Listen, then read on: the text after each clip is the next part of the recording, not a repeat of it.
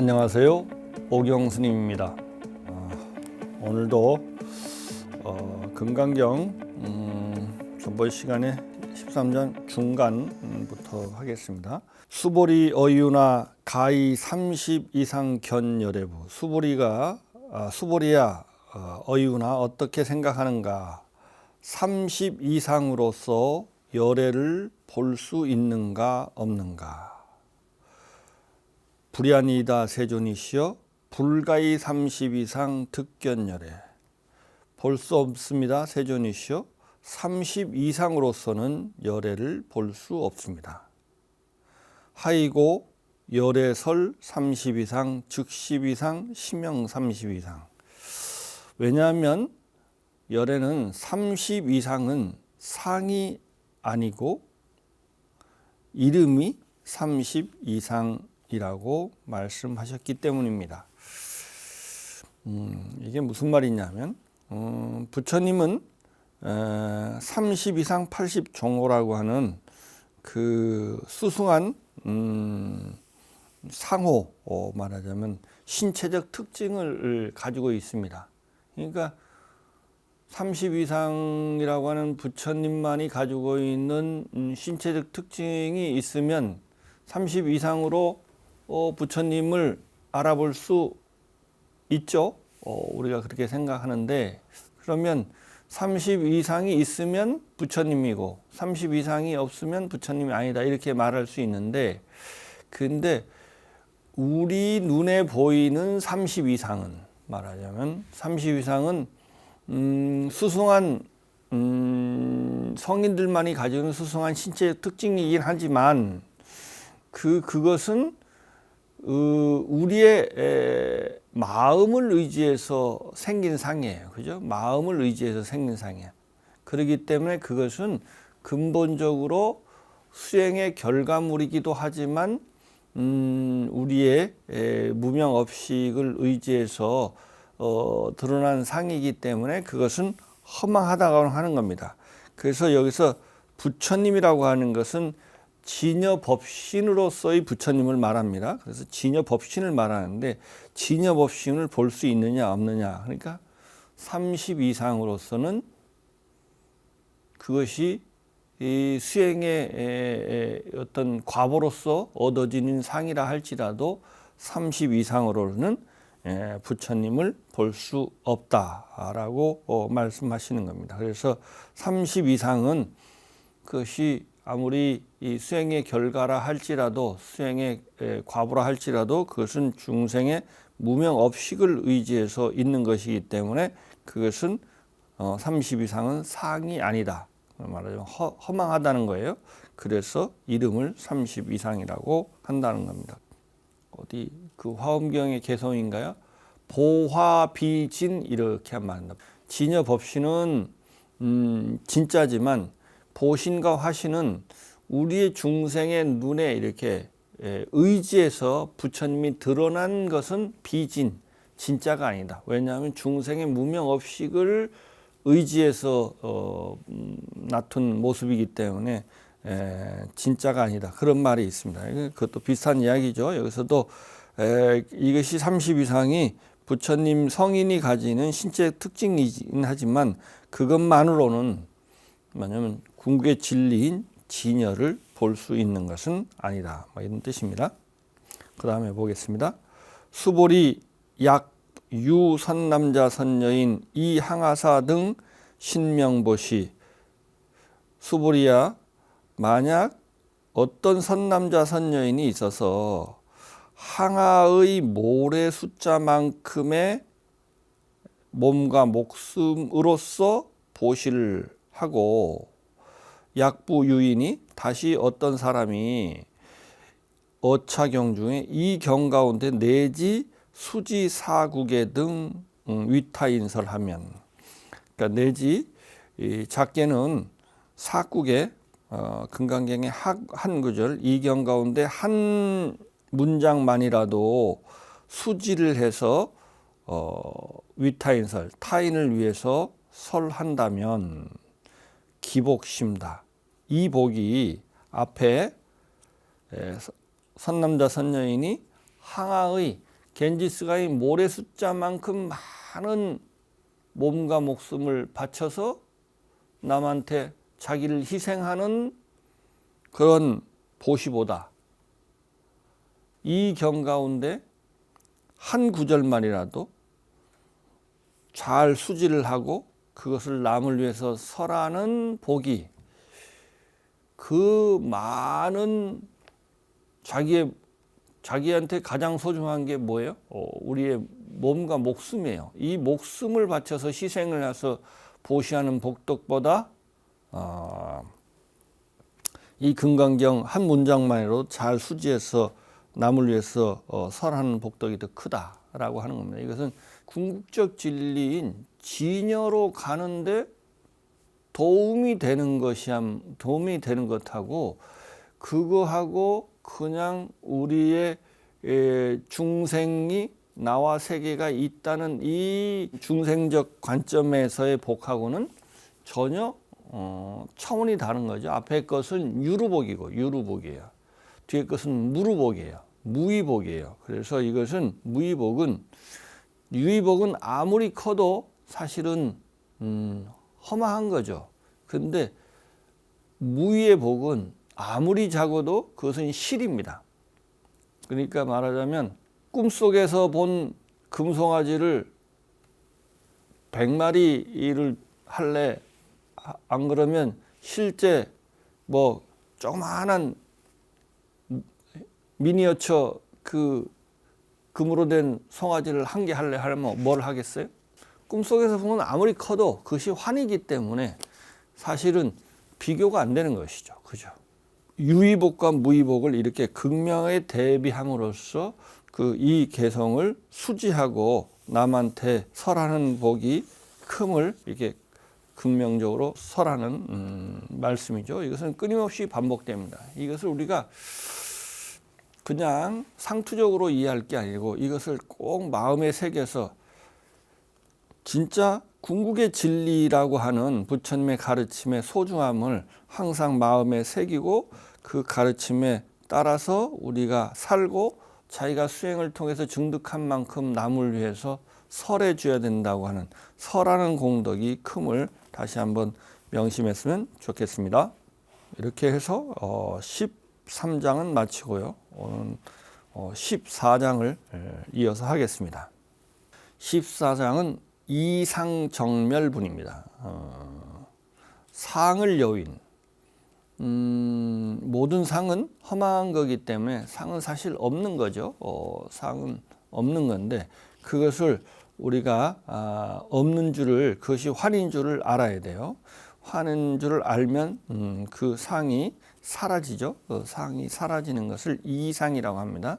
그래서 모든 나와 세계라고 하는 것에 대해서 그것의 본래 모습인 제법 종본래 상자 정멸상. 제법은 항상 그 정멸한 모습이죠. 그것을 설하는 장입니다. 보겠습니다. 이시수보리 문설시경 심해의추 체루비읍 이백불원 희유세존 했습니다. 이때 수보리가 이 경을 설함을 듣고서 심의 의치, 그 뜻과 말하고자 하는 바를 깊이 이해하고서 체루 비읍하고서 눈물을 흘리면서 슬피 울면서 부처님께 사로 말씀하시기를 희유하십니다. 세존이시여. 희유하다는 것은 굉장히 훌륭하다라는 것이기도 하고 굉장히 드문다는 뜻이기도 합니다. 그러니까 우리가 금강경의 이 일체법이 공하다고 하는 그 가르침을 듣고 그것을 깊이 이해하고 눈물을 흘리면서 슬피 운다. 이것은 눈물을 흘리면서 슬피 우는 이유가 뭘까요? 부처님의 가르침이 얼마나 심오하고 근원적이고 또 충격적이고 감동적인지를 반증하는 구절이죠. 일체법이 공하다고 하는 것은 사실을 굉장히 좀 어떻게 보면 뭐 감동적인 게 아니죠. 그런데 어떤 사람한테 감동적일까요? 진정으로 간절하게 근원적이고 궁극적인 진리를 목말라하고 그것을 간절하게 찾아 헤매는 사람한테 그 근원으로부터 나에게 알려주는 사람이 있다면 어떻게 될까요? 나한테는 이 세상에서 가장 감동적이고 무엇과도 바꿀 수 없는 어떤 감동이겠죠. 그죠? 그러니까 우리가 그럴 만큼 궁극의 진리를 추구하냐라고 하는 거죠. 추구하면 이것을 진짜 진리가 무엇인지를 우리가 진심에서 추구를 해야 돼요. 불자는 보리심이 있어요. 궁극의 진리를 알고자 하는 마음이 있어야 돼. 궁극의 진리를 알고자 하는 마음이 있어야 돼.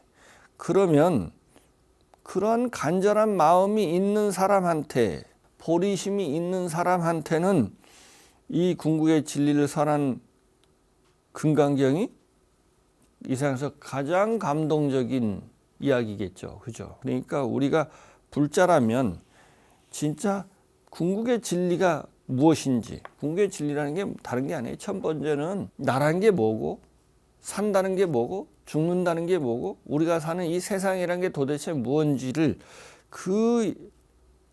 그것을 그 실상을 알려는 그런 노력이에요. 노력을 하면서 그 위에서 우리가 진심으로 발심을 해야 돼요. 발보리심을 해야 되고 간절한 구도심이 있어야 됩니다. 그래야 부처님의 가르침이 감동적으로 다가오고 이해될 수 있습니다. 그리고 법문이라고 하는 것은 우리가 받아들일 수 있는 간절한 마음이 있을 때만 우리한테 다가오는 것이죠. 간절한 마음이 있을 때만 다가오는 겁니다. 말하자면 목마른 사람한테만 물이 필요한 것이지 목마르지 않은 사람한테는 물은 그렇게 중요한 것이 아니에요. 그러니까 우리가 그 진리에 목말라 해야 된다는 사실을 한번 강조하고 싶습니다. 그래서 그 다음 보겠습니다. 불설 여시 심신경전 아종성내 소득해안 미증등문 여시지경. 부처님께서 이와 같은 매우 깊은 경전을 설하심을 내가 옛날부터 지금까지 얻은 바 해안으로서는 일찍이 이와 같은 경전을 들은 적이 없습니다. 세존 약부유인 등문시경 신심청정 즉생실상. 세존이시여, 만약 어떤 사람이 이 경전을 얻어 듣고서 신심이 청정하다면 믿어진다는 거죠. 믿어서 청정하다는 것은 의심이 없다는 거예요. 아, 저 말이 맞다. 나와 세계가 공하다고 하는 것이 저 말이 맞다. 그래서 전혀 의심이 없어. 그게 쉽지 않겠죠? 저 앞에서 보면 신심청정하기가 심히 희우라고 했습니다. 그래서 만약 어떤 사람이 이 경전을 얻어 듣고서 신심이 청정해서 진짜 그렇게 생각이 되고 전혀 의심이 없다면 즉생실상, 그 사람은 곧 실상을 생한 것입니다. 실상을 생한 궁극적 지혜가 열린 거죠. 말하자면. 그죠? 실상을 본 거죠. 실상을 본 겁니다. 그러니까 우리가 부처님의 가르침을 이해하려면 지혜가 있어야 돼요. 그걸 부처님께서 법을 설하면 실상을 우리가 볼 수 있는 조그마한 지혜라도 있어야 돼요. 그렇기 때문에 이게 믿어진다고 하는 것이, 그렇게 생각이 된다는 것이 저 부처님 가르침이 맞는 것 같아. 그러려면 내가 제법의 실상을 잘 관찰해서 내가 제법의 실상이 일체법이 공하다는 것은 나도 공하다는 것을 어느 정도는 감을 잡고 있어야 돼요. 그죠? 그렇지 않고는 제법이 공하다는 이야기를 들으면 그런 감이 없는 사람한테 이 제법이 공하다는 이야기를 한다고 그렇게 생각이 될까요? 실상을 볼 수 있는 사람만이 실상을 설명하면 이해가 되죠. 그죠? 제법의 실상을 볼 수 있는 조금의 해안이라도 있어야 제법의 실상을 설명하는 부처님의 가르침에 대해서 믿음이 생기고 의심이 없습니다. 그죠? 그것은 너무나 당연한 거겠죠? 부처님의 가르침을 듣기 전에 우리가 많은 선근을 쌓아야 되고 또 그만큼의 간절한 보리심이 있어야 돼요. 구도심이 있어야 돼요. 그죠? 그러면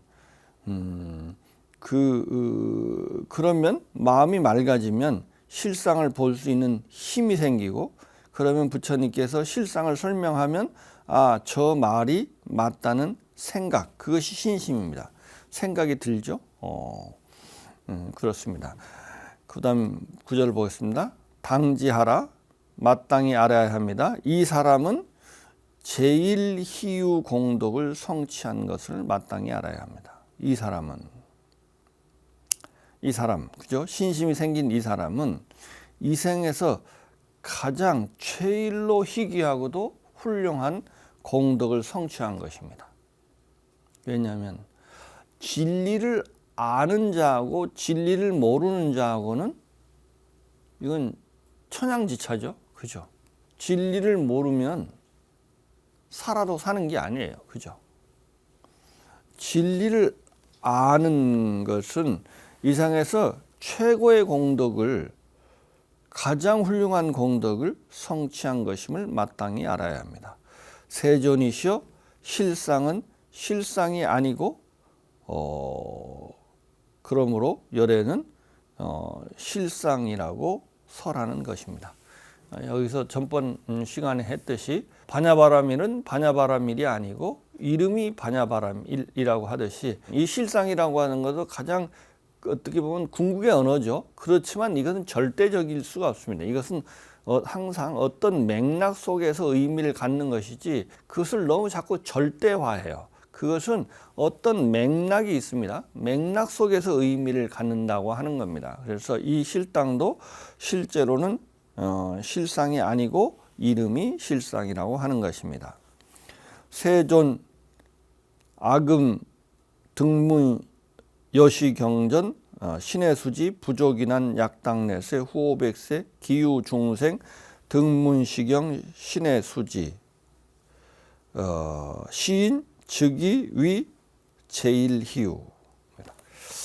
세존이셔, 내가 지금 이와 같은 경전을 얻어 듣고서 신해수지하는 것은 믿어 이해하고 받아 지니는 것은 부족이난 족해서 어렵지 않지만 약당내세, 만약 내세 후 500세, 후백세는 부처님이 돌아가신 2500년 후입니다.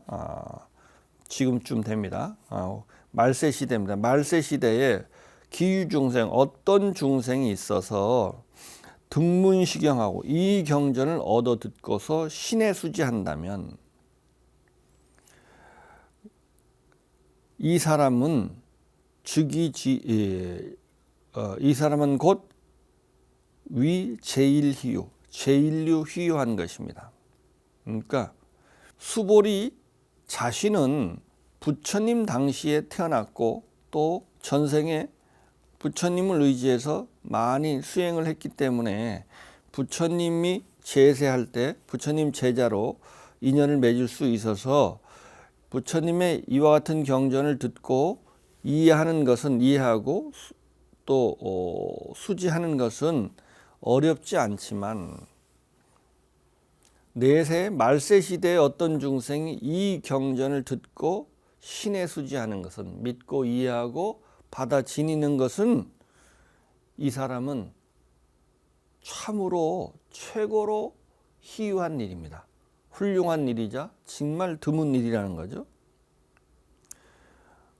왜냐하면 차이는, 이 사람은 무아상, 무인상, 무아상, 인상, 중생상, 수자상이기 때문이다.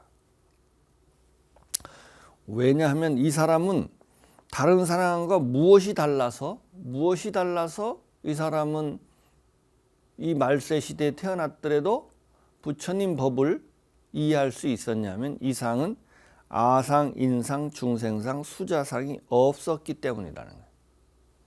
없었기 때문에 무아의 가르침, 공의 가르침을 들으면 이해할 수 있었던 거죠. 그죠? 그러니까 자기 안에, 우리는 경전을 통해서 지혜를 증장하려고 하지만 사실은 내가 수행을 통해서 지혜를 증장하려고 해야 돼요. 그죠? 글을 통해서가 아니고 우리는 자기가 열심히 사유하고 관찰해야, 자기가 노력해야 부처님이 도와줄 수 있어요. 그죠? 근데 자기는 노력하지 않고 그냥 경전을 보고 말하자면 실상을 알려고 하는 그런 경우가 많은데, 여기서도 그렇지 않죠. 이 사람은 처음부터 달랐어요. 이해한 것은 경전을 보고 이해했지만, 경전을 보고 신의 수지했지만, 그 전에 이 사람은 처음부터 아상, 인상, 중생, 수장, 아상이 없었어요. 그렇기 때문에 끊임없이 무아의 삶을 살았죠. 참 아상이 없이 항상 겸손하고 남을 위해서 희생하고 항상 보시하고, 그죠? 이러한, 그래서 마음이 맑았어요. 그죠? 지게 수복을 했다고요. 그죠? 무아상, 무여인상, 무중생상, 무수자상이라는 것은 아상이 없었다는 거예요. 아상이 없다는 것은 무아의 삶을 살았다는 거잖아요. 그죠? 그렇기 때문에 이 사람한테는 마음이 맑았어요. 마음이 맑기 때문에 이 사람한테는 근본적 지혜가 조금 있어요. 그렇기 때문에 이 사람한테 법을 설하면 신의 수지할 수 있는 거죠. 신의 수지할 수 있는 거예요. 불법은 옛날부터 그런 말이에요. 선근이 있어야 된다. 불교를 접한다고 모든 사람이 불자가 되는 게 아니에요. 아, 저 말을 들으면 부처님 말이 맞는 것 같아. 나는 저게 왠지 불교가 좋아. 또 불법을 설하면 대부분의 알아듣는 사람이 있어요. 이게 굉장히 어려운 이야기인데 이걸 굉장히 쉽게 알아듣는 사람이 있어요. 그래서 깜짝깜짝, 저는 몇 수십 년 했는데 딱 보고 제가 이렇게 부처님 가르침을 가르쳐 주면 그 다음 말을 하는 사람이 있어요. 그래서 이러한 선근이 있어야 되고 먼저 선근을 닦아야 돼요. 왜냐하면 마음이 맑기 때문에 그 사람은 경전을 들으면 신의 수지하는 겁니다. 그런 사람은 참으로 희유하다는 거죠. 그 다음 구절을 보겠습니다. 소희자 아상 즉시비상 인상 중생상 수자상 즉시비상. 이 사람은 아상, 인상, 중생, 수자상이 없고 아상, 인상, 중생상, 수자상도 상이 아니다. 이때 이 사람은 아상, 인상, 중생, 수자상이 없다는 것은 이건 아공을 의미한답니다. 아공. 주석서를 보니까 아공을 의미하는 거고, 아상, 인상, 중상, 수자상이 상이 아니라는 것은 법공을 의미하는 거랍니다. 이게 조금 다르죠? 보세요. 나한테 사가가 없다 하고 사가 자체가 없다 하고는 다른 의미죠. 그러니까 나한테 아상이 없다는 것은 나한테 사가가 없다는 의미고, 아상 자체가 없다는 것은 사과 자체가 없다는 거죠. 조금 다른 겁니다. 이 사람이 아상, 인상, 중생, 수자상이 없다고 하는 것은 이것은 아공을 의미하는 것이고, 아상, 인상, 중생, 수자상이 비상이라고 하는 것은 이것은 법공을 의미하는 거랍니다. 그래서 아상은 상이 아니고 인상, 중생상, 수자상도 상이 아니다. 하이고 이일체상 증명재불. 왜냐하면 일체상을 여윈 것을 부처라 이름한다. 부처란 무엇인가? 여기서 부처를 정의를 하고 있습니다. 부처라는 게 이렇게 정의될 수 있다는 건데, 부처란 일체상을 여윈 걸 부처라 한다. 이게 무슨 말이냐면, 보세요. 상은 모든 범소유상 개시 허망한 거야. 그죠? 환이에요. 그래서 환을 어떻게 여요? 모든 상을 어떻게 여요? 환은 어떻게 하면 사라질까요? 지환증멸이라는 말씀이에요.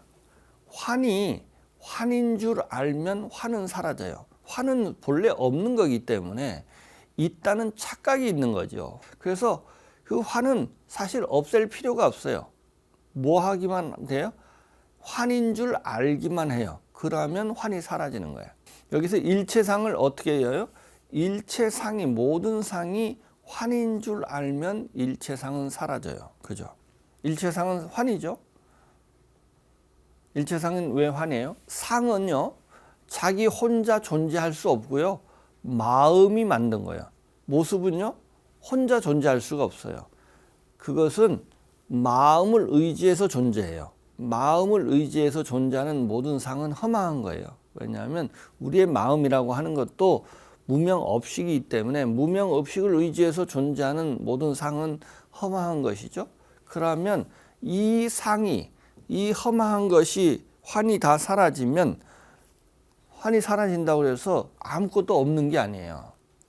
왜냐하면 환은 사라지지만 환이 사라진다고 해서 환 아닌 것이 사라지지는 않잖아요. 그래서 비환은 불멸이야. 사라지지 않는다고요. 일체의 모든 상, 일체유의법, 모든 환이 사라지면, 여위면 환이 아닌 진여가 드러난다고요. 진여가. 그죠? 진짜 환이 아닌 것. 이게 무의죠?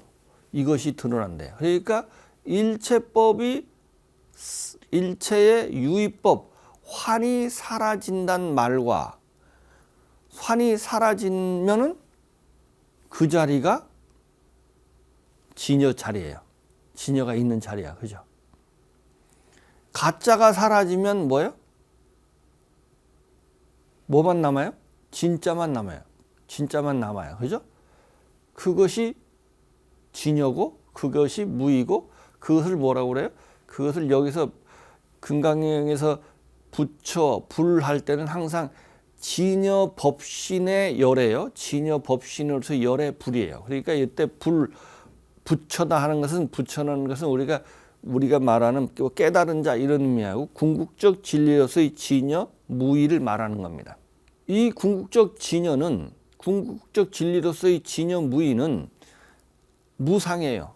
언어할 수 없어요. 이것은 어떻게 언어화되냐면, 모든 환이, 일체의 재상이 사라짐, 이것이 부처다, 이렇게 말할 수 있다는 거예요. 이게 이 부처를 규정하는 하나의 가장 이게 거의 유일한 방법이에요. 방법. 그래서 일체의 모든 상, 일체유의법이죠. 일체유의법이 사라지면, 그것은 어떻게 하면 사라져요? 그것이 환인 줄 알면 환은 사라져요. 그러면 진여가 드러난다.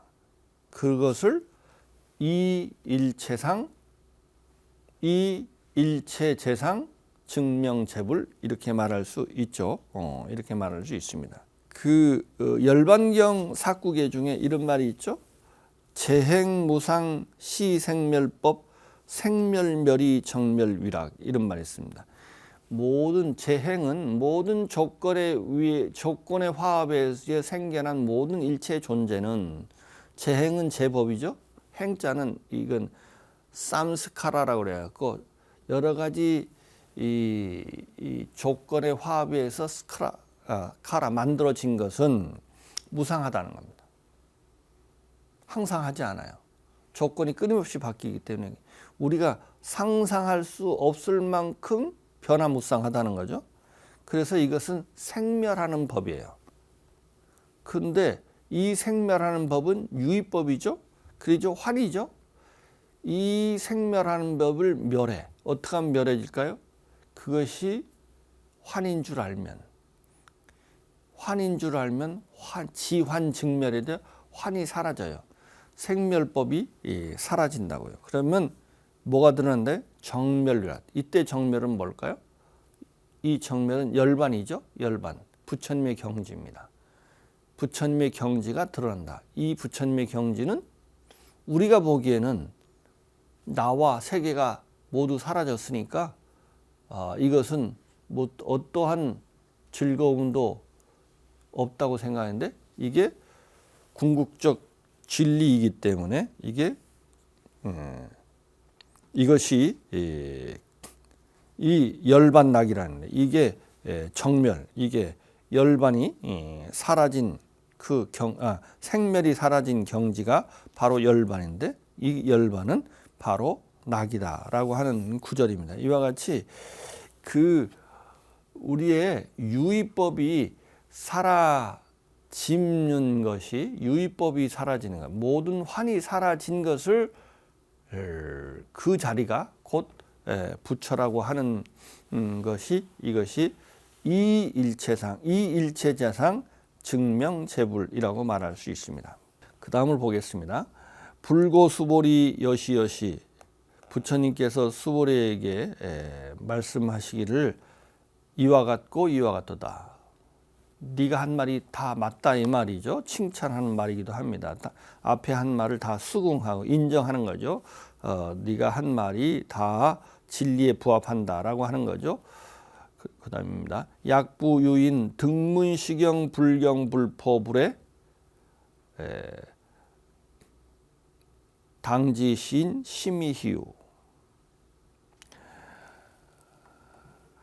만약 어떤 사람이 이 경전을 얻어 듣고서 놀라고 무서워하지 않고 두려워하지 않으면 마땅히 알아야 한다. 이 사람은 매우 희유한다는 것을 마땅히 알아야 합니다. 이 경전을 얻어 듣고서 놀라지 않고 무서워하지 않고 두려워하지 않는다면 이 사람은 매우 희유하다는 거죠. 그러니까 매우 희유하다는 것은 뒤집으면 뭐예요? 대부분의 사람들은 이 경전을 얻어 들으면 놀라고 무서워하고 두려워한다는 겁니다. 불교는 우리들의 일반적 상식이나 합리적 이성의 틀로서는 도저히 이해할 수 없는 측면이 있습니다. 제법의 실상인 공은 그 실상을 볼 수 있는 근원적 통찰력, 반야 지혜가 없으면 그렇게 생각되거나 쉽게 이해되고 받아들여지지 않습니다. 그래서 믿고 이해되는 것이 매우 희유한 일입니다. 그렇죠? 그래서 불교는 조금 이해가 되면 우리가 된다고 하더라도 우리가 도저히 받아들이기 어려울 만큼 그 내용이 너무 충격적이어서 놀랍고 두렵고 무서운 것입니다. 일체법이 공하다고 하는 것은 우리의 삶의 기반인 나와 세계가 송두리째 무너져 내리는 측면이 있습니다. 그죠? 그래서 이 공돌이라는 게 굉장히 무서운 이야기예요. 그리고 그렇게 쉽게 이해되지도 않는 거예요. 그래서 계속 이 일체법이 공하다고 하는 것은 이게 자꾸 엄청난 오해를 많이 낳습니다. 그래서 특히 나와 세계에 대한 유에 대한 집착이 있는 사람에게는 특히 엄청난 충격이죠. 그래서 대부분 이런 유에 대한, 나와 세계에 대한 집착이 있는 사람한테 이 공돌이는 단멸론으로 이해됩니다. 그죠? 너무 충격적이라서 완전히 그 유로부터 무로 떨어져서 이게 도저히 어떻게 해볼 수 없는 것이죠. 그러므로 불교를 우리의 일반적 상식과 합리적 이성의 틀에서만 이해하려는 태도는 항상 경계하고 지양되어야 합니다. 그죠? 부처님이 궁극적으로 말씀하고자 하는 제법의 실상, 열의 진실, 원해열의 진실이 그런 말이 있어요. 열애가 말하고자 하는 진실한 뜻을 이해하려는 노력을 게을리해서는 안 됩니다. 그러니까 우리는 불교를 이해할 때 나의 어떤 이해의 틀 안에서 내가 가지고 있는 생각의 틀 안에다가 불교를 집어넣으려고 해요. 그죠? 그렇기 때문에 그러면 어떻게 될까요? 반드시 그렇게 이해된 불교는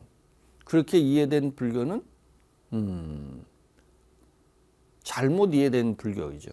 그죠? 잘못 이해된 불교예요. 그렇기 때문에 우리는 그런 한계가 우리한테는 언제나 있는 겁니다. 그죠? 우리는 나의 이성, 나의 생각하는 능력, 우리의 사유 능력 안에서 항상 이해할 수밖에 없죠.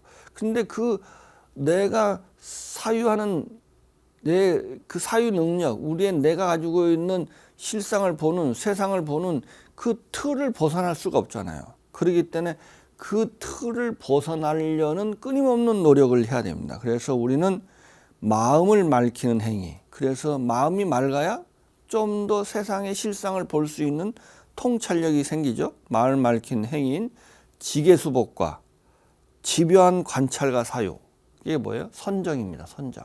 끊임없이 잘 생각해보고 집요하게 관찰하고 집요하게 생각해보는 겁니다. 그런 걸 통해서 실상에 대한 근원적 통찰력을 끊임없이 키워나가야 돼요.